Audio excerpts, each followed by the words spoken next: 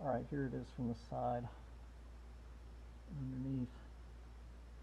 So just have to remove those straps. The other thing is to notice the mud daubers. There's a big old mud dauber right here on my control tail, on my control wire. And of course there's lots of spider webs and things. It's going to take a lot of work to go over every square inch of this thing and make sure it's right. Okay, to get this out of here I've got a clip. 1, 2, 3. This cable's part of the system, ballistic recovery, and I'm removing that. Okay, I've removed several more because it was tied down to here, and then if you set it off, it would pop all of these immediately, pop them up here, pop it here. There's a standoff one that would pop off. There's one right there that would pop off, and then there'd be, looks like there's one more I have to get, and then you've got the root attachment point for it that would hold up the airplane. So let me go ahead and cut these remaining ones. So here's where it would stand up or be lifting from. It's got an attachment around it here, right here. It's got a tie, and I'll untie that, break that off, and then I'm going to, it looks like it just loops through and just attach this whole cable. This is kind of cool because all it does is it loops around here, and you just unloop that. And that's all she wrote. Comes that cable. There's $1,000 down the drain. Somebody cut my freaking parachute out. All right, good step.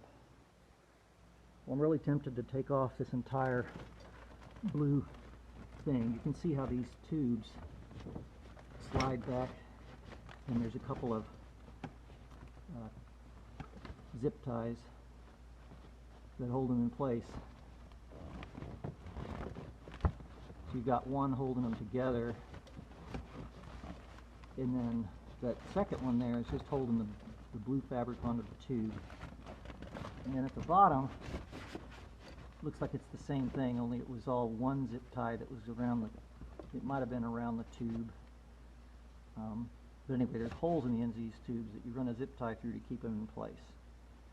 So I think I'll go ahead and cut those and get these out of the way and try to expose this a little more. Okay, I clipped those. And now I simply pull these aluminum tubes out here.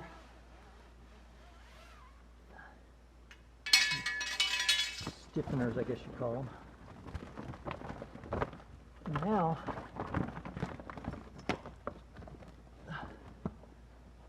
it's attached at the top by a whatever these clips are called. I'm just going to unfasten that real quick. See what's next. Okay, the front just had a clip on the bottom, and then I was able to pull it completely away.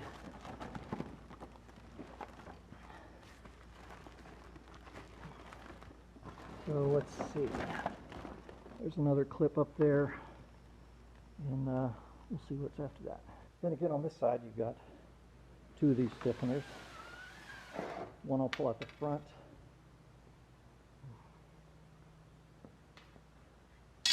These are all pretty much identical.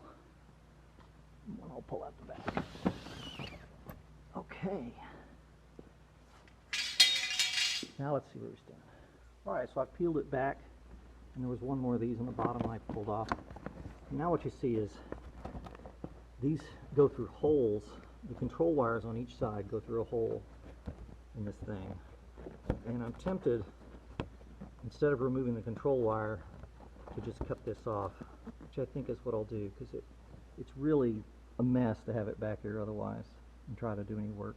So here it is without the blue covering.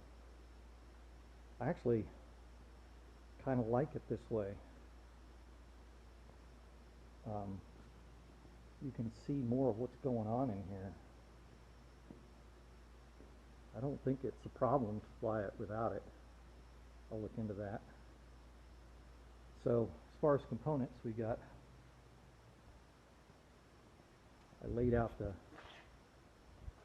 center covering like a big pattern, and then you got the 4 aluminum supports.